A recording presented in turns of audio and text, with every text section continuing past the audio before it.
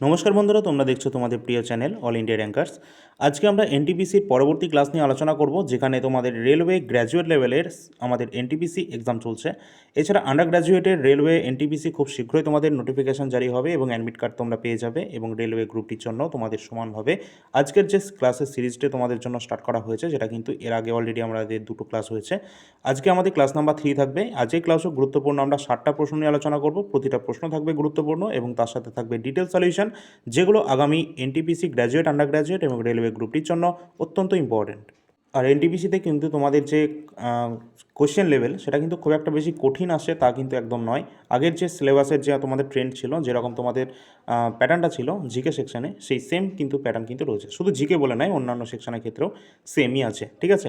Current অ্যাফেয়ার্সের কথা যদি বলি, মোটামুটি তোমাদের 8 থেকে 9টা তোমরা ধরতে পারো কারেন্ট অ্যাফেয়ার্স, এবং কারেন্ট অ্যাফেয়ার্সের যা লেভেল রয়েছে সেটা কিন্তু আমরা যা পিডিএফ দিচ্ছি এবং যা ক্লাস প্রোভাইড করে থাকি তোমাদেরকে, সেখান থেকে তোমাদের প্রশ্ন কিন্তু কমন চলে আসছে, সেই নিয়ে কোনো টেনশন নেই। চলো, প্রথম প্রশ্ন আজ শুরু হচ্ছে। কাজিরাঙ্গা জাতীয় উদ্যান এটা কোন রাজ্যে অবস্থান করছে? অপশান 4টে দেওয়া রয়েছে, তোমরা অ্যান্সার করার চেষ্টা করবে, মাঝখানে কোনো রকম টাইম নষ্ট করা যাতে না হয়, ঠিক আছে। তোমরা ফট করে ভিডিওটা পজ করে তারপর অ্যান্সার করার চেষ্টা করবে। কাজিরাঙ্গা জাতীয় উদ্যান এটা কিন্তু অবস্থান করছে আসামে। আসামের এই যে কাজিরাঙ্গা জাতীয় উদ্যান, যেটা কিন্তু সবথেকে বেশি বিখ্যাত রয়েছে একশৃঙ্গ গন্ডারের জন্য। একশৃঙ্গ গন্ডার কিন্তু এখানে সবথেকে বেশি জনপ্রিয় রয়েছে, এবং 1985 সালে ইউনেস্কো ওয়ার্ল্ড হেরিটেজ সাইটের তালিকায় কিন্তু এটি অন্তর্ভুক্ত হয়েছে। পরীক্ষায় চলে আসে যে কাজিরাঙ্গা জাতীয় উদ্যান এটা কোন নদীর তীরে অবস্থান করছে। এখানে কিন্তু একটা নদী রয়েছে, আসামের গুরুত্বপূর্ণ নদী ব্রহ্মপুত্র। এই ব্রহ্মপুত্র নদীর তীরেই কিন্তু অবস্থান করছে কাজিরাঙ্গা জাতীয় উদ্যান। চলো পরবর্তী প্রশ্ন দেখি। কুচিপুড়ি নৃত্যশৈলীটি কোন গ্রামের নামানুসারে এটি রাখা হয়েছে? কুচিপুড়ি এই নৃত্যশৈলীটি আমাদের একটি জেলা রয়েছে, কোন জায়গায়? অন্ধ্রপ্রদেশে। অন্ধ্রপ্রদেশের কুচেলাপুরম যে গ্রাম রয়েছে, এই কুচেলাপুরম গ্রামের নাম অনুসারেই কিন্তু কুচিপুড়ি নামটি কিন্তু উঠে এসেছে। আর এই কুচিপুড়ি অন্ধ্রপ্রদেশের একটি শাস্ত্রীয় নৃত্য, অর্থাৎ ক্লাসিক্যাল ড্যান্স। ক্লাসিক্যাল ড্যান্স যেগুলো আমাদের রয়েছে অবশ্যই তোমরা দেখে নেবে। আমাদের কেরালার দিকে রয়েছে আমাদের মোহিনীআট্টম, তারপরে রয়েছে আমাদের কেরালায় রয়েছে আর একটা তোমাদের হচ্ছে কথাকলি রয়েছে, উত্তরপ্রদেশের দিকে আমাদের কত্থক রয়েছে, ওড়িশায় ওড়িশি রয়েছে, মণিপুরে মণিপুরি রয়েছে, এছাড়া সাত্রিয়া রয়েছে, আসামে তামিলনাড়ু রয়েছে। সবথেকে আমাদের ওল্ডেস্ট ক্লাসিক্যাল ড্যান্স যেটা আমাদের ভারতনাট্যম। এগুলো সবই কিন্তু তোমরা দেখে নেবে। আর এই সমস্ত যে নাট্যশাস্ত্র থেকে কিন্তু আমরা এই ক্লাসিক্যাল ড্যান্স সম্পর্কে সমস্ত ধারণা পাই। পরবর্তী আমরা এখান থেকে দেখব যে কুচিপুড়ি সম্পর্কে তোমরা এই একটা জিনিসই দেখে রাখবে, যেটা কিন্তু কুচিলাপুলার গ্রাম থেকে এটা উৎপত্তি হয়েছে। আর এই কুচিপুড়ি বিশেষ করে আমাদের ভগবান শ্রীকৃষ্ণের যে কাহিনী, সেটাই কিন্তু এখানে বর্ণনা করা হয় আর কি। পরবর্তী প্রশ্ন রয়েছে, ভারতের বৃহত্তম স্টক এক্সচেঞ্জ কোনটা? ভারতের যে সমস্ত স্টক এক্সচেঞ্জ রয়েছে তার মধ্যে অন্যতম দুটো রয়েছে, যেটা হচ্ছে আমাদের বিএসই এবং এনএসই, যেটা রয়েছে ন্যাশনাল স্টক এক্সচেঞ্জ এবং বোম্বে স্টক এক্সচেঞ্জ। এর মধ্যে সবথেকে বড় হচ্ছে বোম্বে স্টক এক্সচেঞ্জ, যেটা মহারাষ্ট্রের মুম্বাইতে অবস্থান করছে। তোমাদের মনে রাখতে হবে যে ন্যাশনাল স্টক এক্সচেঞ্জ যেটা কিন্তু 1992 সালে এটি প্রতিষ্ঠিত হয়েছিল, এবং বোম্বে স্টক এক্সচেঞ্জ যেটা 1875 সালে এটা কিন্তু প্রতিষ্ঠিত হয়েছিল। আর আমাদের যে বোম্বে স্টক এক্সচেঞ্জ, এর যে সূচক রয়েছে সেটা হচ্ছে সেন্সেক্স, ঠিক আছে। আর আমাদের ন্যাশনাল স্টক এক্সচেঞ্জের যে আমাদের সূচক রয়েছে সেটা হচ্ছে নিফটি 50। ওকে, চলো পরবর্তী প্রশ্ন দেখি। আর এগুলো রেগুলেট করে থাকে কে? সেবি। নেক্সট, হাইড্রোজেন বোমা কোন বৈজ্ঞানিক নীতির উপর ভিত্তি করে তৈরি করা হয়? তো হাইড্রোজেন বোমা এটা কিন্তু আমাদের যে নীতি রয়েছে সেটা হচ্ছে নিউক্লিয় সংযোজন, অর্থাৎ নিউক্লিয়ার ফিউশন পদ্ধতিতে কিন্তু হাইড্রোজেন বোমা তৈরি করা হয়ে থাকে। এটা কিন্তু তোমরা দেখে রাখবে, এখান থেকে পরীক্ষায় চলে আসে। আর আমাদের যে সূর্যের মধ্যে যে আমাদের যে জিনিসটা হয়, সেটাও কিন্তু আমাদের নিউক্লিয় সংযোজনে কিন্তু হয়ে থাকে। নেক্সট কোয়েশ্চেন রয়েছে, বিশ্বের সবচেয়ে উঁচু মূর্তি স্ট্যাচু অফ ইউনিটি এটা কোথায় অবস্থান করছে? আমরা সকলেই জানি 182 মিটারের উচ্চতা বিশিষ্ট স্ট্যাচু অফ ইউনিটি, যেটা ওয়ার্ল্ডের টলেস্ট স্ট্যাচু, যেটা অবস্থান করছে আমাদের ভারতের কোথায়? গুজরাটের আহমেদাবাদে কিন্তু অবস্থান করছে এই স্ট্যাচু অফ ইউনিটি, নর্মদা নদীর তীরে, যেটা রয়েছে সর্দার বল্লভভাই প্যাটেলের, ঠিক আছে। এখান থেকে প্রশ্ন কিন্তু তোমাদের অবশ্যই আসবে, তোমরা অবশ্যই দেখে রাখবে, যেটা 2018 সালে এটা উদ্বোধন করা হয়েছিল। চল পরবর্তী প্রশ্ন। যদি তোমাদের ক্লাস এবং তার কন্টেন্ট এবং সলিউশন প্রোভাইড যেগুলো করছি সেগুলো ভালো মনে হলে চ্যানেলটা সাবস্ক্রাইব করে রাখবে। আর তোমাদের বলে রাখি, টেলিগ্রাম চ্যানেলে সকলে যুক্ত হবে। টেলিগ্রামের লিঙ্ক ভিডিও ডিসক্রিপশন বক্সে দেওয়া রয়েছে, সেখানে ছোটো বড়ো সমস্ত ধরনের আপডেট কিন্তু তোমরা পেয়ে যাবে। আর ক্লাসের যে ফ্রি পিডিএফ, সেটা কিন্তু আমরা উইথ সলিউশন আমাদের কিন্তু অ্যাপে আমরা প্রোভাইড করে থাকি। অ্যাপটা অবশ্যই আমাদের চ্যানেলের নামেই রয়েছে, ডিসক্রিপশনে লিঙ্কও দেওয়া রয়েছে, তোমরা সেখান থেকে ডাউনলোড করে ফার্স্টে তোমরা রেজিস্টার করে তারপর লগ ইন করবে, ঠিক আছে। প্রিন্টেবল ফরম্যাট দেওয়া হয়, যদিও এটা প্রিন্টের কোনো প্রয়োজন হবে না, তোমরা ওখান থেকে পড়ে নিতে পারবে। চলো পরবর্তী প্রশ্ন আছে, ডুরান্ড রেখা বা ডুরান্ড যে আমাদের লাইনগুলো রয়েছে না, এটা কোন দুটো দেশের মধ্যে রয়েছে? ইন্টারন্যাশনাল যে আমাদের বাউন্ডারি লাইনের কথা বলা হচ্ছে এখানে, ডুরান্ড লাইন, যেটা অবস্থান করছে আমাদের পাকিস্তান এবং আফগানিস্তানের মাঝখানে অবস্থান করছে এই ডুরান্ড লাইন। ডুরান্ড লাইন এটা কিন্তু দেখে রাখবে, যেটা কিন্তু 2640 কিলোমিটার পর্যন্ত আমাদের বিস্তৃতি রয়েছে, যেটা ভারত পাকিস্তানের মধ্যেও তো সীমাবদ্ধ রয়েছে, আর যেটা বর্তমানে পাকিস্তান এবং আফগানিস্তানের মধ্যেও রয়েছে। এছাড়া আমাদের প্রতিবেশী দেশের সাথে আরও রয়েছে, যেমন পাকিস্তানের সাথে রয়েছে এলওসি, লাইন অফ কন্ট্রোল। এছাড়া এলএসি আছে, যেটা লাইন অফ অ্যাকচুয়াল কন্ট্রোল, চীনের সাথে আছে, ঠিক আছে এটা। আর এক্ষেত্রে আরেকটা দেখে রাখবে, চীনের সাথে রয়েছে আমাদের ম্যাকমোহন লাইন। ম্যাকমোহন লাইন এটা কিন্তু চীনের সাথে রয়েছে। এছাড়া রয়েছে র্যাডক্লিফ লাইন, 24 নম্বর অক্ষরেখা, ভারত এবং পাকিস্তানের সাথে রয়েছে। 24 নম্বর অক্ষরেখা বা র্যাডক্লিফ লাইন এটা শুধু ভারত পাকিস্তান নয়, আমাদের ভারত বাংলাদেশের সাথেও রয়েছে। ভারত বাংলাদেশের সাথে আরেকটা রয়েছে 3 বিঘা করিডোর আছে। এছাড়া ভারতের সাথে শ্রীলঙ্কার রয়েছে আমাদের পক প্রণালী বা পক স্ট্রেট, ঠিক আছে। চলো পরবর্তী প্রশ্ন দেখি। তোমরা কিন্তু আমাদের যে ইউটিউবের শর্ট সেকশনটা সকলে ফলো করে রাখবে, সেখানে গুরুত্বপূর্ণ যে স্টাডি মেটেরিয়ালস যেগুলো কিন্তু তোমাদেরকে প্রোভাইড করা হচ্ছে উইথিন এ সেকেন্ডস, ঠিক আছে। অবশ্যই অস্কার পুরস্কার তোমাদের দেওয়া হয়েছে 2026-এর, সেটা কিন্তু তোমাদের ক্লাস খুব শীঘ্রই চলে আসবে, যেটা কিন্তু আমাদের যে হাইলাইট পয়েন্টগুলো সেগুলো কিন্তু আমরা আমাদের শর্ট সেকশনে কিন্তু দিয়ে দিচ্ছি। এছাড়া কিন্তু তোমরা আমাদের কমিউনিটি সেকশনটা ফলো করবে, সেখানে গুরুত্বপূর্ণ প্রিভিয়াস ইয়ার প্রশ্নপত্র আমরা কুইজ আকারে কিন্তু তোমাদের প্রোভাইড করছি। নেক্সট কোশ্চেন, আধুনিক অলিম্পিক গেমস সাধারণত কত বছর অন্তর এটি আয়োজিত হয়ে থাকে? আধুনিক অলিম্পিক গেমস আমরা সকলেই জানি প্রতি 4 বছর অন্তর কিন্তু এটা খেলা হয়ে থাকে। 4 বছর অন্তর অন্তর খেলা হয়। তাহলে শুরু হচ্ছে কবে থেকে? আধুনিক অলিম্পিক গেমস যেটা শুরু হচ্ছে 1896 সালে গ্রিসের এথেন্সে প্রথম কিন্তু এই খেলাটি হয়েছিল, এবং এটা কিন্তু পরিচালনা করে থাকে কে? ইন্টারন্যাশনাল অলিম্পিক কমিটি এটা কিন্তু পরিচালনা করে থাকে। আর এই অলিম্পিকে টোটাল 5-5টা রিং রয়েছে, 5-5টা রিং 5-5টা মহাদেশকে ডিনোট করছে, সেগুলো কিন্তু এর আগের ক্লাসে আমরা দেখেই নিয়েছি। অবশ্যই তোমরা আগের ক্লাসগুলো দেখে রাখবে। পরের প্রশ্ন রয়েছে, ভারতের প্রথম মানব মহাকাশ অভিযানের নাম কি? গুরুত্বপূর্ণ প্রশ্ন। ভারতের প্রথম মানব মহাকাশ অভিযানের নাম হলো গগনযান। এই যে গগনযান মিশন, এই সম্পর্কে তোমরা দেখবে এটা পরিচালনা করেছে আমাদের ভারতীয় মহাকাশ সংস্থা ISRO, Indian Space Research Organisation. এটি কিন্তু তার মানে গগনযান মিশনটা কিন্তু পরিচালনা করেছে। এছাড়া তোমরা দেখে রাখবে এখানে 3 জন মহাকাশচারীকে পাঠানোর পরিকল্পনা রয়েছে, যেটা কোন রকেটের মাধ্যমে? রকেটটাও যদি চলে আসে তাহলে GSLV, Jio synchronous launch vehicle, satellite launch vehicle যেগুলো রয়েছে না, MK3 মার্ক 3, এই রকেটের মাধ্যমে কিন্তু এটা উৎক্ষেপণ করা হবে, সেই পরিকল্পনা রয়েছে। ইসরো তোমরা সকলেই জানো 1969 সালে এটা প্রতিষ্ঠিত হয়েছিল, এবং এর হেডকোয়ার্টার রয়েছে কর্ণাটকের বেঙ্গালুরুতে। আর বর্তমানে এর হেড কে রয়েছে তোমরা বলবে। আর তোমাদের একটা ক্লাস তোমাদের দেওয়া হয়নি অ্যাপয়েন্টমেন্ট, ঠিক আছে, কে বর্তমানে কোন পদে রয়েছে, এই টপিকটা আমাদের দিয়ে দিতে হবে খুব শীঘ্রই। দেখছি যত দ্রুত সম্ভব তোমাদেরকে এটা দিয়ে দেওয়ার চেষ্টা করবো, ঠিক আছে। এনটিপিসিতে কিন্তু তোমাদের এখান থেকে একটা কোশ্চেন চলেই আসবে। চলো পরবর্তী প্রশ্ন দেখি। গগনযান মিশনে কোন রোবটকে মহাকাশে পাঠানো হবে? এখানে কিন্তু গগনযান মিশনে একটা রোবটকে পাঠানোর পরিকল্পনা রয়েছে, যেটা কিন্তু ফার্স্টে রয়েছে কোনটা? বোম মিত্র। বোম মিত্র এই রোবট কিন্তু পরিচালনা মানে পাঠানোর কিন্তু পরিকল্পনা রয়েছে, যেটা কিন্তু পরীক্ষায় অলরেডি আমাদের চলেও এসেছে। এটা তৈরি করেছে আমাদের ভারতীয় মহাকাশ সংস্থা ইসরো। পরবর্তী প্রশ্ন আছে, রমন প্রভাব বা রমন এফেক্ট আবিষ্কারের জন্য সিভি রমন কত সালে নোবেল পুরস্কার পেয়েছেন? অবশ্যই সিভি রমন তিনি কিন্তু ফিজিক্সে ফার্স্ট নোবেল প্রাইজ পাচ্ছেন কত সালে? 1930, 1930 সালে তিনি কিন্তু রমন এফেক্ট আবিষ্কারের জন্য সিভি রমনকে দেওয়া হচ্ছে 1930 সালের নোবেল পুরস্কার। শুধু তাই নয়, এই রমন এফেক্টের জন্যই তিনি কিন্তু ভারতরত্ন পুরস্কার পাচ্ছেন সাল 1954 সালে। 1954 সালে কিন্তু তাকে ভারতরত্ন পুরস্কারও দেওয়া হয়েছিল, এবং 1930 সালে তিনি ফিজিক্সে রমন এফেক্টের জন্য তিনি নোবেল পুরস্কারও কিন্তু পেয়েছেন। অবশ্যই তোমরা দেখে রাখবে। আর এই 28শে ফেব্রুয়ারি কিন্তু মনে রাখবে একটা ডেট রয়েছে, যে এই 28শে ফেব্রুয়ারি এটাকে কিন্তু আমরা ন্যাশনাল সায়েন্স ডে হিসাবে কিন্তু সেলিব্রেট করে থাকি। পরবর্তী প্রশ্ন আছে, সূর্য এবং পৃথিবীর মধ্যবর্তী যে গড় দূরত্ব রয়েছে সেটা কত কিলোমিটার রয়েছে?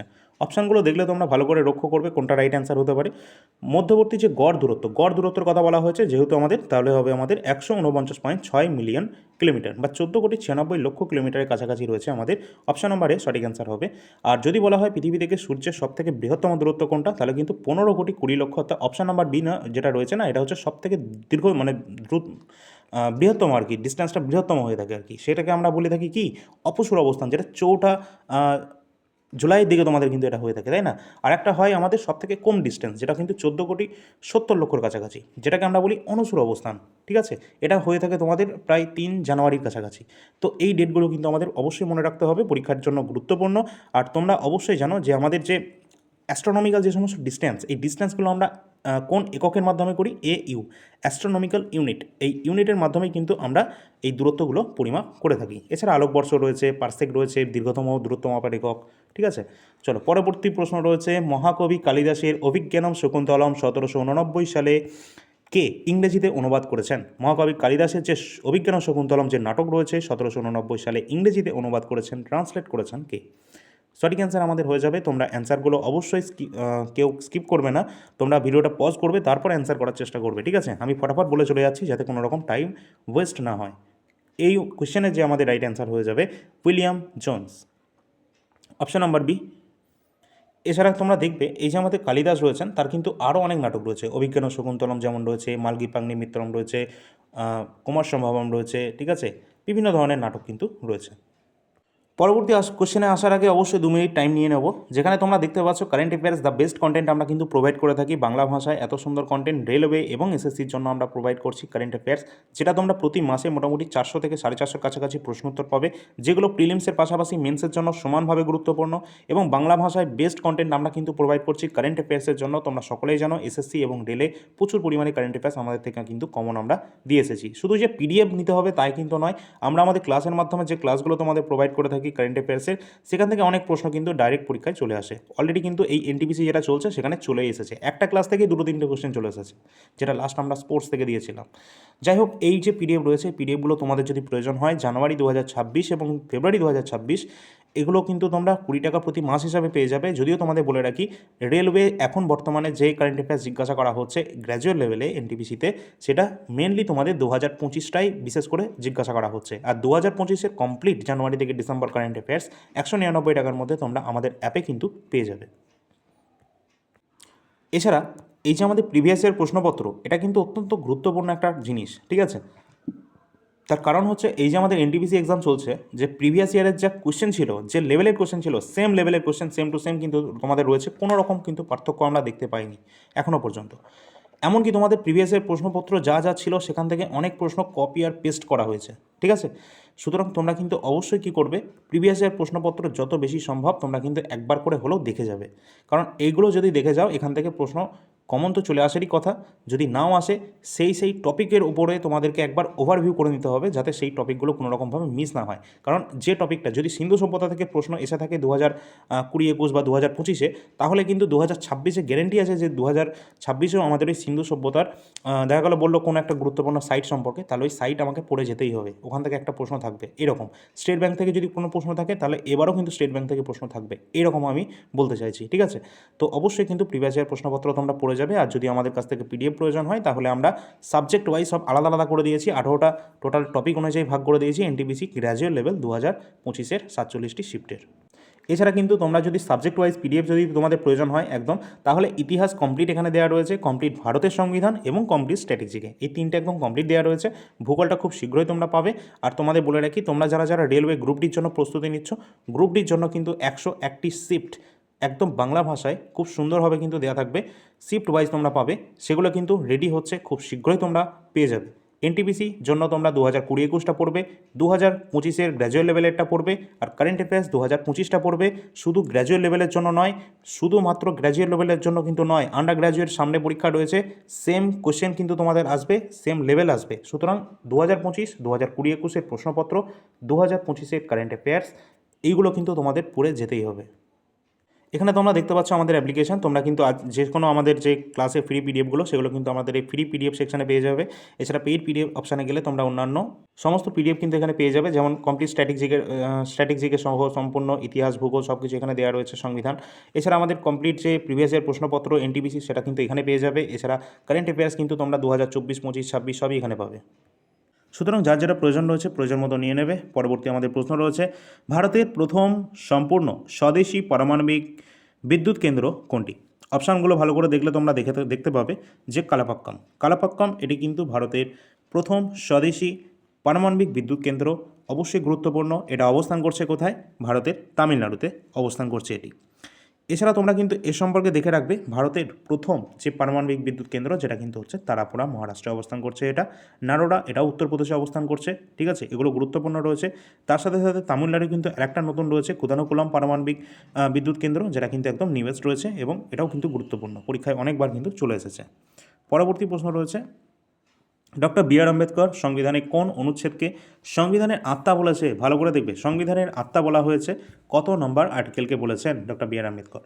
অবশ্যই রাইট অ্যান্সার হয়ে যাবে আর্টিকেল নাম্বার 32। আর্টিকেল নাম্বার 32 সেটা কিন্তু সাংবিধানিক প্রতিবিধানের অধিকারের কথা বলা হয়েছে এবং এখানে কিন্তু সুপ্রিম কোর্টে আমরা যেতে পারি যদি কোনো রকম মৌলিক অধিকার আমাদের লঙ্ঘিত হয়। এই জন্যই কিন্তু ডক্টর বি আর আম্বেদকর সংবিধানের এটিকে আত্মা বলে অভিহিত করেছেন এবং এর মাধ্যমে কিন্তু উচ্চতর আদালত নিম্নতম আদালতে কিন্তু অর্থাৎ সুপ্রিম কোর্ট কিন্তু রিট জারি করে থাকে 32 নম্বর আর্টিকেলের মাধ্যমে এবং হাইকোর্টও কিন্তু রিট জারি করে 226 নম্বর আর্টিকেলের মাধ্যমে। 5টি রিট কিন্তু জারি করা হয়। পরবর্তী প্রশ্ন দেখব, দক্ষিণ ভারতের সর্বোচ্চ শৃঙ্গ আনাইমুদি কোন রাজ্যে অবস্থান করছে? তো আনাইমুদি যেটি অবস্থান করছে ভারতের দক্ষিণ ভারতের কেরালা রাজ্যে। কেরালা রাজ্যে এটি অবস্থান করছে। এর সাথে অবশ্যই কিন্তু দেখে রাখবে যে উচ্চতা যেটা রয়েছে 2695 মিটারের কাছাকাছি। নেক্সট রয়েছে, ভারতের শ্বেত বিপ্লবের জনক কাকে বলা হয়? তো হোয়াইট রেভলিউশন কাকে বলা হয় এর জনক? তো অবশ্যই রাইট অ্যান্সার হয়ে যাবে ভার্গিস কুরিয়েন। ভার্গিস কুরিয়েনকে বলা হয় শ্বেত বিপ্লবের জনক।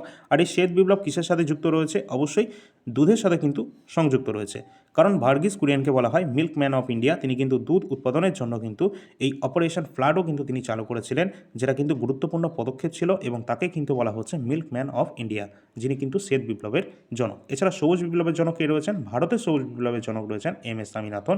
পরীক্ষা চলে আসতে পারে, এর আগেও অনেকবার এসেছে, কারণ তিনি 2024 সালে মরণোত্তর ভারতরত্ন সম্মানে ভূষিত হয়েছিলেন এই এম এস স্বামীনাথন। আর যদি বলা হয় বিশ্বের সবুজ বিপ্লবের জনক কে বলা হয়, তাহলে কিন্তু বলা হবে আমাদের তোমাদের নরম্যান বোরলগকে। ঠিক আছে, তো অবশ্যই এইগুলো তোমরা দেখে রাখবে। পরবর্তী প্রশ্ন দেখব, ভারতের জাতীয় পশু রয়্যাল বেঙ্গল টাইগার এর বৈজ্ঞানিক নাম কি? অর্থাৎ রয়্যাল বেঙ্গল টাইগারের বৈজ্ঞানিক নাম কোনটা হয়ে যাবে? অবশ্যই প্যান্থেরা টাইগ্রিস। প্যান্থেরা টাইগ্রিস যেটা কিন্তু অবশ্যই রয়্যাল বেঙ্গল টাইগারের আমাদের বৈজ্ঞানিক নাম রয়েছে এবং এটি কিন্তু তোমরা দেখে রাখবে আমাদের ভারতে এই যে ব্যাঘ্রগুলোকে সংরক্ষণের জন্য প্রজেক্ট টাইগার যেটা কিন্তু চালু হয়েছিল কত সালে?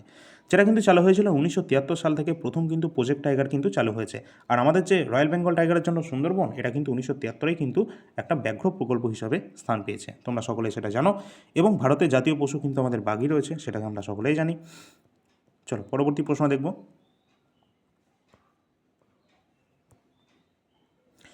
দারিদ্র্য হটাও স্লোগানটি কোন পঞ্চবার্ষিকী পরিকল্পনার দেওয়া হয়েছিল, বা কোন পঞ্চবার্ষিকী পরিকল্পনার মূল উদ্দেশ্যই ছিল যে দারিদ্র্য হটাও যে স্লোগানটি এটা কিন্তু দেওয়া হয়েছিল? অবশ্যই রাইট অ্যান্সার হয়ে যাবে আমাদের পঞ্চম পঞ্চবার্ষিকী পরিকল্পনায় কিন্তু এটি দেওয়া হয়েছিল। দিয়েছিলেন কে?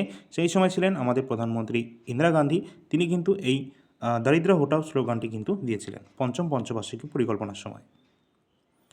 পরবর্তী প্রশ্ন রয়েছে, জোজিলা অগ্নিপথ বা জোজিলা পাস এটি কোন দুটি স্থানকে সংযুক্ত করছে? তো সঠিক অ্যান্সার হয়ে যাবে শ্রীনগর সাথে লেহকে কিন্তু সংযুক্ত করছে এই জোজিলা পাস। জোজিলা পাস সম্পর্কে দেখে রাখবে, যেটা কিন্তু জম্মু কাশ্মীর এবং লাদাখকে সংযুক্ত করছে, যেটা শ্রীনগর এবং লেহর যে হাইওয়ের যে অংশ পড়ছে, যেটা গুরুত্বপূর্ণ একটা গিরিপথ এবং যার উচ্চতা রয়েছে টোটাল 3520 এর কাছাকাছি। ঠিক আছে, পরবর্তী প্রশ্ন আছে, উদ্ভিদের জল পরিবহনের জন্য কোন কলা দায়ী থাকে? উদ্ভিদের জল পরিবহন করার জন্য অর্থাৎ মাটি থেকে সরাসরি পাতার বিভিন্ন অংশে কাণ্ডে জল পৌঁছানোর যে দায়িত্বে থাকে সেটা হচ্ছে জাইলেম কলা। জাইলেম কিন্তু এর প্রধান গুরুত্বপূর্ণ অংশ ভূমিকা পালন করে। পরবর্তী প্রশ্ন রয়েছে আমাদের, ভারতের প্রথম অর্থ কমিশনের সভাপতি কে ছিলেন? ভারতের প্রথম অর্থ কমিশনের সভাপতি ছিলেন কে? K C Niyogi. অবশ্যই গুরুত্বপূর্ণ প্রশ্ন, অনেকবার কিন্তু এটি পরীক্ষায় এসেছে। কে সি নিয়োগী তিনি কিন্তু প্রথম অর্থ কমিশনের যখন গঠিত হয়েছিল 1951 সালে, সেই সময় তিনি কিন্তু সভাপতি ছিলেন এবং প্রতি 5 বছর অন্তর অন্তর কিন্তু এই অর্থ কমিশন গঠন করা হয়ে থাকে। পরীক্ষার জন্য গুরুত্বপূর্ণ এগুলো। পরবর্তী প্রশ্ন রয়েছে, 1929 সালের জাতীয় কংগ্রেসের কোন অধিবেশনে পূর্ণ স্বরাজ যেটা কিন্তু প্রস্তাব গৃহীত হয়েছিল? তো পূর্ণ স্বরাজের প্রস্তাব গৃহীত হয়েছিল 1929 সালের লাহোর অধিবেশনে। লাহোর অধিবেশনে কিন্তু এটি গৃহীত হয়েছিল। এর সভাপতিত্ব করেছিলেন কে? জওহরলাল নেহরু কিন্তু 1929 সালের যে লাহোর অধিবেশন হয়েছিল তার কিন্তু সভাপতিত্ব করেছিলেন জওহরলাল নেহরু। এবং তোমরা এটা কিন্তু অবশ্যই মাথায় রাখবে, 26শে জানুয়ারি 1930 সালে প্রথম কিন্তু স্বাধীনতা দিবস কিন্তু পালন করা হয়েছিল এবং ত্রিবর্ণ রঞ্জিত একটা পতাকাও কিন্তু সেই সময় উত্তোলন করা হয়েছিল 1930-এর 26শে জানুয়ারি প্রথমবার। ঠিক আছে, চলো পরবর্তী প্রশ্ন দেখি। ভারতের প্রমাণ যে দ্রাঘিমা রেখা, যেটা আমরা সকলেই জানি 82 ডিগ্রি 5 মিনিট পূর্ব দ্রাঘিমা রেখা যেটা কিন্তু রয়েছে, এটা কোন শহরের পাশ দিয়ে গেছে? তো কোন শহরের পাশ দিয়ে এটা পাস করেছে বা প্রবেশ করেছে? অবশ্যই কিন্তু এটা রাইট অ্যান্সার হয়ে যাবে উত্তরপ্রদেশের এলাহাবাদের দিকে। ঠিক আছে, উত্তরপ্রদেশের এলাহাবাদ দিকে এটা কিন্তু 82 ডিগ্রি 5 মিনিট পূর্ব যে প্রমাণ দ্রাঘিমা এটা কিন্তু পাস করেছে। এই সম্পর্কে দেখবে যে এর মাধ্যমে কিন্তু আমরা আমাদের যে টাইম রয়েছে, টাইম লাইন রয়েছে, ইন্ডিয়ান স্ট্যান্ডার্ড টাইম, যেটাকে আমরা ইন্ডিয়ান স্ট্যান্ডার্ড টাইম যেটাকে কোনটা ধরি, যে জিএমটি রয়েছে, গ্রিনিচের যে মিন টাইম রয়েছে, সেটার থেকে কিন্তু আমরা 5 ঘন্টা 30 মিনিট এগিয়ে আছি। তার কারণ কি? কারণ আমাদের ভারত অবস্থান করছে 82 ডিগ্রি 5 মিনিট পূর্ব দিকে, মানে দ্রাঘিমাংশ অনুযায়ী। সেহেতু আমরা জানি যে প্রমাণ যে আমাদের দ্রাঘিমা রেখা রয়েছে, সেখান থেকে যদি আমরা পূর্ব দিকে যাই তাহলে কিন্তু আমাদের টাইমকে অ্যাড করতে হয়, আর যদি বাঁ দিকে যায় বা পশ্চিম দিকে যায় সেক্ষেত্রে টাইমকে আমাদের সাবস্ট্র্যাক্ট করতে হয় বা বিয়োগ করতে হয়। সেক্ষেত্রে ভারত যেহেতু পূর্ব দিকে অবস্থান করছে, অবশ্যই সেক্ষেত্রে 82 ডিগ্রি 5 মিনিট এর আমাদের যে ক্যালকুলেট অনুসারে এটা কিন্তু 5 ঘন্টা 30 মিনিট কিন্তু আমরা অ্যাড করব। পরবর্তী প্রশ্ন আছে, সিন্ধু সভ্যতার প্রাচীন যে ডকওয়ার্ড বা লোথাল, এটা কোথায় অবস্থান করছে? লোথাল একটি বন্দর শহর রয়েছে, সিন্ধু সভ্যতা অত্যন্ত গুরুত্বপূর্ণ রয়েছে এখান থেকে। আর সিন্ধু সভ্যতার গুরুত্বপূর্ণ সাইট যেটা লোথাল, এটা অবস্থান করছে আমাদের গুজরাটে। এখান থেকে গুরুত্বপূর্ণ প্রশ্ন কিন্তু তোমাদের হয়ে থাকে। পরবর্তী প্রশ্ন দেখব, IPv6 অ্যাড্রেস কত বিটের হয়ে থাকে? তো এটা কিন্তু আমাদের কম্পিউটার থেকে, তোমরা জানো যে কম্পিউটার থেকে প্রশ্ন কিন্তু আমাদের থাকবে। ঠিক আছে, অবশ্যই পড়ে যেতে হবে, graduate level, under graduate level দুটোর জন্যই। তো এখানে কিন্তু আমাদের রাইট অ্যান্সার হয়ে যাবে 128 বিটের কিন্তু এটি হয়ে থাকে। যদি আমাদের প্রশ্ন বলে IPv4, সেক্ষেত্রে আমাদের 32 বিটের হবে, এটা মাথায় রাখবে। আর IPv6 যদি বলে সেক্ষেত্রে 128 বিটের কিন্তু হয়ে যায়। নেক্সট, বৃষ্টির জল কোন গ্যাসের উপস্থিতির কারণে আম্লিক হয়ে যায় বা অ্যাসিড রেইন যেটাকে আমরা বলে থাকছি? অবশ্যই যখন আমাদের বৃষ্টির জলের সাথে মিলিত হয় SO2 এবং NO2, সেই দুটো যখন মিলিত হয় সেটাকে আমরা বলে থাকি অ্যাসিড বৃষ্টি বা অ্যাসিড রেইন। যেটা কিন্তু শিল্প বা কলকারখানা যে সমস্ত বা যানবাহনের ধোয়া থেকে এগুলো কিন্তু তৈরি হয় SO2 NO2, যেটা কিন্তু আমাদের যে সমস্ত স্মৃতিসৌধ রয়েছে সেগুলোকে নষ্ট করে দেওয়ার জন্য একদম প্রধান দায়ী গ্যাস। ঠিক আছে, পরবর্তী প্রশ্ন রয়েছে, ভারতনাট্যম যে আমাদের নৃত্যশৈলীটি রয়েছে, এটা কোন প্রাচীন প্রথা থেকে বিকশিত হয়েছে? তো অবশ্যই যে আমাদের রয়েছে ভারতনাট্যম, এটা কোথায় দেখা যায়? এটা কিন্তু আমাদের তামিলনাড়ুর একটা গুরুত্বপূর্ণ এবং সবথেকে ওল্ডেস্ট ক্লাসিক্যাল ড্যান্সের মধ্যে পড়ছে ভারতনাট্যম, যেটা কিন্তু বিকশিত হয়েছে কোথা থেকে? অবশ্যই দেবদাসী প্রথা থেকে। ঠিক আছে, দেবদাসী প্রথা এটাকে বলা হয়, এটাকে সাদিরাট্যমও বলা হয়ে থাকে এই ভারতনাট্যমকে, যেটা অত্যন্ত প্রাচীন। পরবর্তী রয়েছে আমাদের, ভারতের 42 নম্বর সংশোধনী কত সালে এটি পাস হয়েছে? 42 নম্বর সংশোধনী যেটা কিন্তু পাস করা হয়েছে কত সালে? অবশ্যই রাইট অ্যান্সার হয়ে যাবে 1976 সালে। 1976 সালের যে 42 নম্বর অ্যামেন্ডমেন্ট হয়েছিল, সেখানে অনেক বিষয় কিন্তু এখানে অ্যাড অন করা হয়েছিল এবং ভারতের যে প্রস্তাবনা রয়েছে প্রিয়াম্বল, যেটা কিন্তু ভারতের একবারই কিন্তু এটাকে সংশোধন করা হয়েছে 1976 42 নম্বর অ্যামেন্ডমেন্ট অ্যাক্টের মাধ্যমে, যেখানে কিন্তু সোশ্যালিস্ট, সিকিউলার, ইন্টিগ্রিটি এই ধরনের শব্দগুলো কিন্তু যুক্ত করা হয়েছিল এবং এখানে আরও অনেক কিছু করা হয়েছিল, যার কারণে কিন্তু এটাকে বলা হয় মিনি কনস্টিটিউশন 42 নম্বর অ্যামেন্ডমেন্ট অ্যাক্টকে। ঠিক আছে, চলো পরবর্তী প্রশ্ন, ওজোন স্তর সংরক্ষণের জন্য বিশ্ব ওজোন দিবস এটা কবে পালন করা হয়ে থাকে? ওজোন স্তরকে সংরক্ষণ করার জন্য আমরা জানি 1987 সালে কানাডার মন্ট্রিলে একটি স্বাক্ষরিত হয়েছিল মন্ট্রিল প্রোটোকল, যেটা কিন্তু ওজোন স্তরকে সংরক্ষণের জন্য এটা হয়েছিল। আর ওজোন স্তর কিন্তু অত্যন্ত গুরুত্বপূর্ণ একটি স্তর, যেটা কিন্তু আমাদের সূর্য থেকে আগত আল্ট্রাভায়োলেট যে রে রয়েছে সেটাকে কিন্তু প্রতিহত করে, যেটা কিন্তু আমাদের জন্য অত্যন্ত ক্ষতিকর। তো এই জন্য কিন্তু আমরা ওজোন স্তরকে কিন্তু রক্ষণের জন্য বা ওজোন স্তরকে মনে রাখার জন্য কিন্তু 16ই সেপ্টেম্বর বিশ্ব ওজোন দিবস কিন্তু এটা আমরা পালন করে আসছি।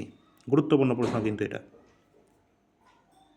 অবশ্যই যদি কোয়েশ্চেনগুলো এবং তার সলিউশন ভালো লাগে একটা লাইক কিন্তু করে দেবে। ঠিক আছে, কারণ এই প্রশ্নগুলো কিন্তু সবই আসার মতো প্রশ্ন এবং অলরেডি চলেই আসছে। আর এগুলো কিন্তু বিশেষ করে যেগুলো নেওয়া হয়েছে সবই কিন্তু প্রিভিয়াস ইয়ার কোয়েশ্চেন থেকেই নেওয়া হয়েছে। 1939 সালে নেতাজি সুভাষচন্দ্র বসু কোন রাজনৈতিক দলটি প্রতিষ্ঠা করেছিলেন? 1939 সালে তিনি প্রতিষ্ঠা করেছিলেন কোনটা? অবশ্যই ফরওয়ার্ড ব্লক তিনি প্রতিষ্ঠা করেছিলেন 1939-এ। এছাড়া তোমরা দেখে রাখবে যে 1939 সালে যখন সুভাষচন্দ্র বসু এটা প্রতিষ্ঠা করছে, তিনি কিন্তু সেই সময় কংগ্রেসের মধ্যে ছিলেন। জাতীয় কংগ্রেসের কোন অধিবেশনে সভাপতিত্ব করেছিলেন 1939-এ? বলো। 1938-এ তিনি ছিলেন যে হরিপুরা ছিলেন, এবং 1939-এ তিনি ছিলেন ত্রিপুরীতে, ঠিক আছে, যেখানে কিন্তু গান্ধীজি মনোনীত প্রার্থী পট্টবী সীতারামায়াকে তিনি কিন্তু পরাজিত করেছিলেন। এই দুটোই কিন্তু গুরুত্বপূর্ণ। পরবর্তী প্রশ্ন আছে, ভারতের প্রথম উপগ্রহ আর্যভট্ট কত সালে উৎক্ষেপণ করা হয়েছে? অত্যন্ত গুরুত্বপূর্ণ প্রশ্ন এটা, ঠিক আছে। তো আর্যভট্ট এটা কিন্তু প্রথম যে উৎক্ষেপণ করা হয়েছিল, কত সালে উৎক্ষেপণ করা হয়েছিল আর্যভট্টকে? রাইট অ্যান্সার 19 এপ্রিল 1975-এ। 19 এপ্রিল 1975-এ ভারতের প্রথম উপগ্রহ আর্যভট্টকে কিন্তু উৎক্ষেপণ করা হয়েছিল, এবং এক্ষেত্রে মনে রাখবে উৎক্ষেপণ করা হয়েছিল সোভিয়েত ইউনিয়নের যে সহযোগিতায় কিন্তু এটা উৎক্ষেপণ করা হয়েছে। আর এই যে আর্যভট্ট নামকরণটা করা হয়েছে, এটা তোমরা জানো যে একজন জ্যোতির্বিদ আর্যভট্ট, তার নাম অনুসারেই কিন্তু এটা আর্যভট্ট এটা নাম রাখা হয়েছিল। আর সোভিয়েত ইউনিয়নের সহযোগিতায় এটা করা হয়েছিল, এটাও কিন্তু মনে রাখবে, পরীক্ষায় চলে এসেছে। পরের প্রশ্ন আছে, ভিটামিন সি কোন এটা কী বলেছে, ভিটামিন সি এর অভাবে কোন রোগ হয়ে থাকে? ঠিক আছে, তো ভিটামিন সি এর অভাবে কোন রোগ হয়ে থাকে? অবশ্যই আমরা জানি স্কারভি, যেটা কিন্তু আমাদের মাড়ির যে ক্ষয়, যেটা কিন্তু ভিটামিন সি এর অভাবে হয়ে থাকে। আর ভিটামিন সি আমরা সমস্ত ধরনের টক রকম যে সমস্ত ফল রয়েছে সেগুলো থেকে আমরা পেয়ে যাই। ভিটামিন সি এর রাসায়নিক নাম কী আছে? অ্যাসকর্বিক অ্যাসিড রয়েছে। এছাড়া রাতকানা রাতকানা রোগের যেটা কিন্তু ভিটামিন এ এর অভাবে হয়ে থাকে, জেরোফথ্যালমিয়া বা রাতকানা রোগ হয়ে থাকে। ভিটামিন বি1 থায়ামিনের অভাবে বেরি হয়ে থাকে। রিকেট রোগ, যেটা কিন্তু আমাদের ভিটামিন ডি, যেটা কিন্তু অস্টিওম্যালেশিয়া বা রিকেট হয়ে থাকে ভিটামিন ডি এর অভাবে। চলো পরবর্তী প্রশ্ন, রাজস্থানে বিখ্যাত পিছুয়াইয়া যে চিত্রকলা, আচ্ছা, যে সমস্ত আমাদের আর্টগুলো রয়েছে এগুলো সম্পর্কে আমাদের দেখতে হবে। আর্ট অ্যান্ড কালচার অত্যন্ত গুরুত্বপূর্ণ একটা টপিক, সমস্ত এক্সামে কিন্তু চলে আসে, ঠিক আছে। পিছুয়াইয়া যে আমাদের চিত্রকলা রয়েছে এটা কোন দেবতার সাথে সম্পর্কিত? অবশ্যই এক্ষেত্রে আমাদের কোনটা রাইট অ্যান্সার হবে? শ্রীকৃষ্ণের সাথে এটা কিন্তু সম্পর্কিত রয়েছে পিছুয়াইয়া। পরবর্তী প্রশ্ন আছে, আর তোমরা কিন্তু এই যে আমাদের স্ট্যাটিক জিকের যে পিডিএফ রয়েছে না, সেটা কিন্তু তোমরা নিয়ে নেওয়ার চেষ্টা করবে, কারণ এখানে আর্ট অ্যান্ড কালচার থেকে শুরু করে যত যা কিছু রয়েছে 120টার ওপর টপিক রয়েছে এখানে, ঠিক আছে, যেগুলো এসএসসি রেল আমাদের রাজ্যের সমস্ত পরীক্ষায় আসে, সেই সব টপিক আমরা কিন্তু একটা কম্পাইল করে স্ট্যাটিক জিকের মধ্যে ঢুকিয়ে রেখেছি, ঠিক আছে। এই সমস্ত পিডিএফের ডেমো কিন্তু আমাদের অ্যাপেই তোমরা দেখতে পাবে, পছন্দ হলে নেবে, না হলে নেবে না, ঠিক আছে। আর অবশ্যই অ্যাপটা ডাউনলোড করবে, কারণ ফ্রি যে পিডিএফগুলো রয়েছে না অ্যান্সার সহ, সেগুলো সব কিন্তু অ্যাপে দেওয়া রয়েছে। আচ্ছা, নীতি আয়োগ কত সালে এটি গঠিত হয়েছিল? নীতি আয়োগ এটা কবে গঠিত হয়েছিল? আমরা জানি নীতি আয়োগ কিন্তু এটা নতুন কোনো কিছু বডি নয়, ঠিক আছে। আগে ছিল পরিকল্পনা কমিশন বা প্ল্যানিং কমিশন, যেটাকে কিন্তু রিপ্লেস করে তৈরি করা হয়েছিল নীতি আয়োগ। 1 জানুয়ারি 2015 সালে এটাকে কিন্তু রিপ্লেস করা হয়েছিল নীতি আয়োগ, যার চেয়ারম্যান রয়েছে কে? প্রধানমন্ত্রী স্বয়ং, ঠিক আছে। পরবর্তী প্রশ্ন রয়েছে, কলমকালী চিত্রকলা কোন রাজ্যে জনপ্রিয়? অত্যন্ত গুরুত্বপূর্ণ, অনেকবার পরীক্ষায় আসা কোশ্চেন। কলমকালী এটা কিন্তু আমাদের অন্ধ্রপ্রদেশের একটা গুরুত্বপূর্ণ ট্র্যাডিশনাল চিত্রকলা, অন্ধ্রপ্রদেশের থেকে এটা গুরুত্বপূর্ণ, ঠিক আছে। পরবর্তী আছে, ফাইল এক্সপ্লোরার এখানে অল্টার প্লাস ডি শর্টকাট কিসের জন্য ব্যবহার করা হয়? আচ্ছা, এখানে অল্টার প্লাস ডি যখন আমরা শর্টকাট ব্যবহার করি, সেক্ষেত্রে কিন্তু অ্যাড্রেস বারে ফোকাস করার জন্য এটা করা হয়ে থাকে। অপশান নাম্বার সি সঠিক অ্যান্সার হবে। আমাদের যে সমস্ত শর্টকাট কি রয়েছে না, এগুলো অবশ্যই কিন্তু দেখে রাখবে। পরবর্তী প্রশ্ন আছে, ভারতের কোন রাজ্যটি নেপাল, ভুটান, চীন তিনটে দেশের সীমানা স্পর্শ করেছে? ভারতের কোন রাজ্যটা? তিনটে দেশ বলেছে, ভুটান বলেছে, চীন বলেছে, আবার নেপালও বলেছে। তাহলে অপশানগুলো যদি ভালো করে লক্ষ্য করো, কোনটা হবে? এখানে পশ্চিমবঙ্গ যদি দেখো, পশ্চিমবঙ্গ এখানে নেপাল, ভুটানকে তো স্পর্শ করছে, চীনকে কী করে স্পর্শ করছে? তো এখানে কিন্তু অরুণাচল প্রদেশও আমাদের হচ্ছে না। আবার সিক্কিম কিন্তু হয়ে যাবে। সিক্কিম কিন্তু ভারতের ক্ষুদ্রতম রাজ্য তো রয়েছে, তার সাথে সাথে দেখে রাখবে এটা কিন্তু ভুটান এবং নেপালের পুরোপুরি মাঝখানে অবস্থান করছে, এবং চীন, তিন দিক থেকেই ঘেরা রয়েছে সিক্কিম, ঠিক আছে। আর সিক্কিম কত সালে এটা ভারতের আমাদের অঙ্গরাজ্য রূপে আত্মপ্রকাশ করেছিল? 36 নম্বর অ্যামেন্ডমেন্ট অ্যাক্ট যেটা হয়েছিল 1975 সালে, কিন্তু সিক্কিম আমাদের স্বাধীন রাজ্য রূপে কিন্তু আত্মপ্রকাশ করেছে। এশিয়ার বৃহত্তম পশু মেলা সোনপুর মেলা কোন রাজ্যে হয়ে থাকে?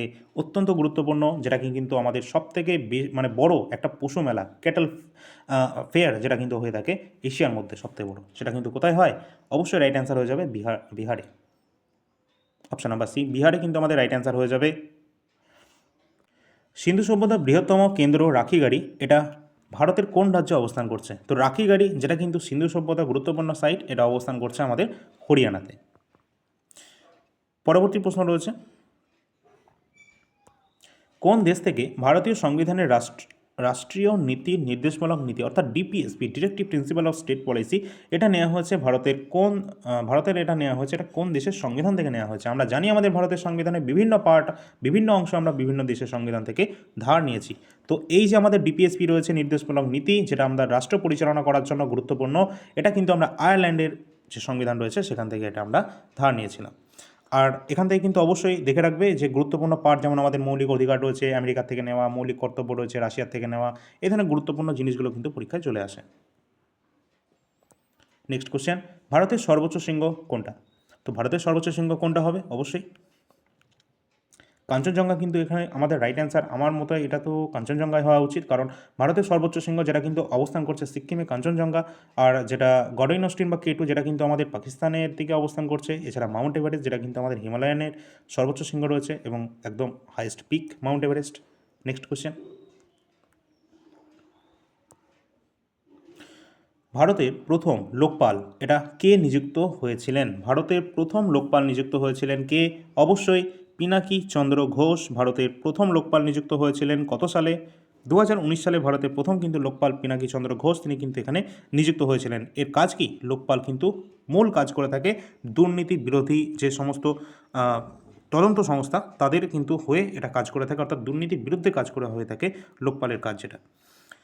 পরবর্তী প্রশ্ন রয়েছে এখানে, বিশ্বের একমাত্র ভাসমান জাতীয় উদ্যান তোমরা অনেকবার শুনেছো, যেটা কিন্তু অবস্থান করছে কোথায়? মণিপুরে। মণিপুরের কোন ন্যাশনাল পার্ক? এটা কিন্তু কেইবুল লামজাও ন্যাশনাল পার্ক, যেটা লোকটাক হ্রদে অবস্থান করছে। আর এখানে সবথেকে বেশি আকর্ষণ হচ্ছে সাংগাই হরিণ। সাংগাই হরিণের জন্য এটা বিখ্যাত একটা পর্যটন স্থল। শুধু তাই নয়, এটা কিন্তু ভাসমান জাতীয় উদ্যানের জন্য একটা গুরুত্বপূর্ণ পর্যটন স্থল। পরবর্তী প্রশ্ন, কে 3টি গোলটেবিল বৈঠকে অংশগ্রহণ করেছিলেন? এমন একজন ব্যক্তি যে তিনটে গোলটেবিল বৈঠকে অংশগ্রহণ করেছিল, বলো। 1930, 31, 32 তিনটে গোলটেবিল বৈঠকে অংশগ্রহণ করেছিলেন doctor B.R.. Ambedkar. Doctor B.R.. Ambedkar 1930 থেকে 32 তিনটেতেই অংশগ্রহণ করেছিলেন। এবং যদি পরীক্ষায় বলা হয় যে কোন ব্যক্তি না, ডাইরেক্টলি বলে দিচ্ছি, গান্ধীজি কিন্তু দ্বিতীয় গোলটেবিল বৈঠকে অংশগ্রহণ করেছিলেন। ঠিক আছে, 1931 সালে গান্ধীর সাথে আরউইনের চুক্তি হয়েছিল, গান্ধী আরউইন চুক্তি। গান্ধীজি শুধুমাত্র দ্বিতীয় গোলটেবিল বৈঠকে অংশগ্রহণ করেছিলেন। 1932 সালের সময় হয়েছিল পুনা চুক্তি, তো সেটা তোমরা সকলেই জানো। আর প্রথম যে আমাদের গোলটেবিল বৈঠক 1930। পরবর্তী প্রশ্ন, গ্রেট ব্যারিয়ার রিফ কোন মহাদেশের উপকূলে অবস্থান করছে? গ্রেট ব্যারিয়ার রিফ অবশ্যই রাইট অ্যান্সার হয়ে যাবে, এটা অস্ট্রেলিয়ায় অবস্থান করছে। অস্ট্রেলিয়ায় গ্রেট ব্যারিয়ার রিফ, যেটা কিন্তু বিশ্বের বৃহত্তম প্রবাল প্রাচীর হচ্ছে এই গ্রেট ব্যারিয়ার রিফ, যেটা অস্ট্রেলিয়ায় অবস্থান করছে, যেটা একটা ইউনেস্কো ওয়ার্ল্ড হেরিটেজ সাইটের অন্তর্ভুক্ত। নেক্সট কোশ্চেন, MS ওয়ার্ডে F12 ফাংশন যে কি রয়েছে, 12 নাম্বার কি, এটা কোন উইন্ডোটি খুলে যায়? তো অবশ্যই রাইট অ্যান্সার আমাদের হয়ে যাবে যেটা কিন্তু সেভ অ্যাজ অপশান কিন্তু খুলে যাবে ফাংশন কি নাম্বার 12 প্রেস করলে। নেক্সট কোশ্চেন আমাদের কি আছে, মানুষের রক্তে শর্করার মাত্রা নিয়ন্ত্রণ করে থাকে কোন হরমোন? শর্করার মাত্রা অর্থাৎ যে আমাদের ব্লাড সুগার সেটাকে কিন্তু নিয়ন্ত্রণ বা কন্ট্রোল করে থাকে ইনসুলিন এখান থেকে কিন্তু তোমরা মনে রাখবে এটি কিন্তু একটি অগ্নাশয় থেকে নিঃসৃত হয়ে থাকে। এছাড়া রক্তে যে গ্লুকোজের মাত্রা নিয়ন্ত্রণ করে থাকে, এবং এটা কিন্তু ডায়াবেটিস জন্য যে সমস্ত রোগী রয়েছে তাদের জন্য গুরুত্বপূর্ণ। যদি এটা অনেক মাত্রায় বেড়ে যায় সেক্ষেত্রে কিন্তু আমাদের ইনসুলিনের ইনজেকশন কিন্তু প্রয়োগ করা হতে পারে। ঠিক আছে, পরের প্রশ্ন, হর্নবিল এটা একটা উৎসব রয়েছে, পরীক্ষায় বহুবার এসেছে এসএসসির এক্সামে। হর্নবিল এটা কোন বছর, কোন রাজ্যে এটা পালন করা হয়ে থাকে? ঠিক আছে, হর্নবিল। তো অবশ্যই রাইট অ্যান্সার হয়ে যাবে নাগাল্যান্ডে গুরুত্বপূর্ণ ফেস্টিভ্যাল রয়েছে হর্নবিল। আর এটা মূলত তোমাদের ডিসেম্বর মাসের দিকে এটা পালন করা হতো, এবং বিশেষ করে এখানে আমাদের নাগাল্যান্ডের নাগার যে ট্রাইব রয়েছে তাদের মাধ্যমে এটা পারফর্ম করা হতো। আর তোমরা জানো যে এসএসসিতে আগে বেশ ভালোই প্যাটার্নটা ছিল, ঠিক আছে, কিন্তু এখন কেমন যেন একটা উল্টোপাল্টা প্যাটার্ন হয়ে গেছে। ঠিক আছে, যেখানে কিন্তু কোনো রকম বোঝা যাচ্ছে না যে কোন জায়গা থেকে প্রশ্ন আসছে বা কোনটা পড়বে বা কোনটা ছাড়বে, একদম র্যান্ডম কোশ্চেন জিজ্ঞাসা করা হচ্ছে। আজকে ইতিহাস থেকে জিজ্ঞাসা করলো 5টা, হঠাৎ করে কালকে ইতিহাস থেকে জিজ্ঞাসা করলো 1টা, পরের দিন থেকে দেখা গেল ভূগোলে চলে গেল 10টা, এরকম কোনো প্যাটার্নই নেই ফিক্সড। আর এই সমস্ত যে ফেস্টিভ্যালগুলো রয়েছে এগুলো কিন্তু রেলওয়ের জন্য তোমরা অবশ্যই পড়ে যাবে। ঠিক আছে, রেলওয়ে কিন্তু TCS এক্সাম করছে, তার জন্য কিন্তু গুরুত্বপূর্ণ রয়েছে। আর এই সব কিছু আমাদের স্ট্যাটিক জিকেতে অলরেডি দেওয়া রয়েছে। পরের প্রশ্ন, কোনো নির্দিষ্ট কাজের জন্য কম্পিউটারের প্রথম প্রজন্ম ফার্স্ট জেনারেশন নিচের কোনটি ব্যবহৃত হতো? অর্থাৎ ফার্স্ট জেনারেশনের কম্পিউটারে নিচের মধ্যে কোনটা ব্যবহার করা হতো? অবশ্যই ভ্যাকিউম টিউব সেটা কিন্তু ব্যবহার করা হতো ফার্স্ট জেনারেশনের যে কম্পিউটারগুলো রয়েছে সেখানে। দ্বিতীয় জেনারেশনের কম্পিউটারে কোনটা ব্যবহার করা হতো তাহলে? এই যে আমাদের রয়েছে ট্রানজিস্টার, যেখানে কিন্তু সেকেন্ড জেনারেশন কম্পিউটার ব্যবহার করা হতো। আইসি কিন্তু থার্ড জেনারেশনের কম্পিউটারে ব্যবহার করা হতো। ফোর্থ জেনারেশনের যে কম্পিউটার রয়েছে সেখানে মাইক্রো প্রসেসর ব্যবহার করা হয়, এবং ফিফথ জেনারেশনে যে আমাদের কম্পিউটারগুলো রয়েছে সেখানে কিন্তু আমাদের এআই ব্যবহার করা হচ্ছে। ঠিক আছে, এখন তো বর্তমান তো এআই এর যুগ, আর্টিফিশিয়াল ইন্টেলিজেন্সের। নেক্সট কোশ্চেন রয়েছে 1857 সালে মহাবিদ্রোহে জগদীশপুর থেকে নেতৃত্ব দান করেছিলেন কে? গুরুত্বপূর্ণ প্রশ্ন, আমাদের দেখতে হবে 1857 সালে জগদীশপুর থেকে অবশ্যই কুনওয়ার সিং, তিনি কিন্তু, আচ্ছা কুয়ার সিং না, এটা টাইপিং মিস্টেক আছে, কুনওয়ার সিং তিনি কিন্তু এখানে বিহারের জগদীশপুর থেকে তিনি কিন্তু নেতৃত্ব দান করেছিলেন। ঠিক আছে, চলো পরবর্তী প্রশ্ন দেখি। আচ্ছা, চন্দ্রয়ান-3 চাঁদের দক্ষিণ মেরুতে সফলভাবে অবতরণ করেছিল কত তারিখে? তো কোন তারিখে করেছে? অবশ্যই 23 আগস্ট 2023। অবশ্যই তোমরা নামটা এরমভাবে বুঝতে রাখতে পারো, 2023-এরই 23, ঠিক আছে। 23 আগস্ট 2023-এ কিন্তু দক্ষিণ মেরুতে সফলভাবে আমাদের অবতরণ করেছিল, যে ক্ষেত্রে কিন্তু এটা ভারত প্রথম করেছে এই দক্ষিণ মেরুতে সাউথ পোলে অবতরণকারী ফার্স্ট কান্ট্রি হিসাবে। যে জায়গায় অবতরণ করেছে তার নাম শিব শক্তি। পরীক্ষায় অনেকবার কিন্তু এটা চলে এসেছে। পরের প্রশ্ন কি দেখব? পরের প্রশ্ন আছে আমাদের, গণিতের যে নোবেল পুরস্কারকে বলা হয় কি? তো আমরা জানি বিভিন্ন ফিল্ডে কিন্তু নোবেল পুরস্কার দেওয়া হয়ে থাকে 6টি বিষয়ে। এর মধ্যে কিন্তু গণিতের নোবেল পুরস্কার যেটা হয় সেটা হচ্ছে অ্যাবেল পুরস্কার, অ্যাবেল প্রাইজ। তোমাদের প্রাইজ থেকে একটা গুরুত্বপূর্ণ ক্লাস খুব শীঘ্রই চলে আসবে। নেক্সট কোশ্চেন রয়েছে, সুপ্রিম কোর্টের বিচারপতিদের অবসরের বয়স কত বছর? সুপ্রিম কোর্টে যারা বিচারপতি রয়েছে তাদের কিন্তু 65 বছর রয়েছে তাদের যে এজ লিমিট হায়েস্ট একদম, এবং হাইকোর্টের ক্ষেত্রে সেটা কিন্তু রয়েছে 62। ঠিক আছে, দুটোই মনে রাখবে। ভারতের সবুজ বিপ্লবের জনককে অবশ্যই বলে দিয়েছি, 2024 সালে মরণোত্তর ভারতরত্ন সম্মানে ভূষিত হয়েছিলেন কে? MS স্বামীনাথন, যিনি ভারতের সবুজ বিপ্লবের জনক। পরের প্রশ্ন আছে, বায়ুমণ্ডলের সবচেয়ে নিচের স্তর কোনটা? যেখানে আমরা থাকি মানে কোনটা? ট্রোপোস্ফিয়ার, যেখানে ঝড় বৃষ্টি সব কিছু হয়ে থাকে, যেটাকে কিন্তু আমাদের ক্ষুব্ধমণ্ডল বলা হয়ে থাকে, ট্রোপোস্ফিয়ার। এর উপরে রয়েছে কোনটা? স্ট্র্যাটোস্ফিয়ার, যেখানে আমরা ওজোন লেয়ারটা দেখতে পাই, তাই না?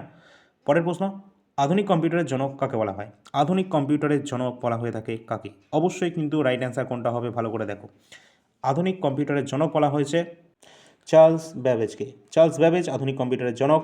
যদি বলা হতো আধুনিক কম্পিউটার বিজ্ঞানের জনককে, তাহলে কিন্তু বলা হতো আমাদের কোনটা?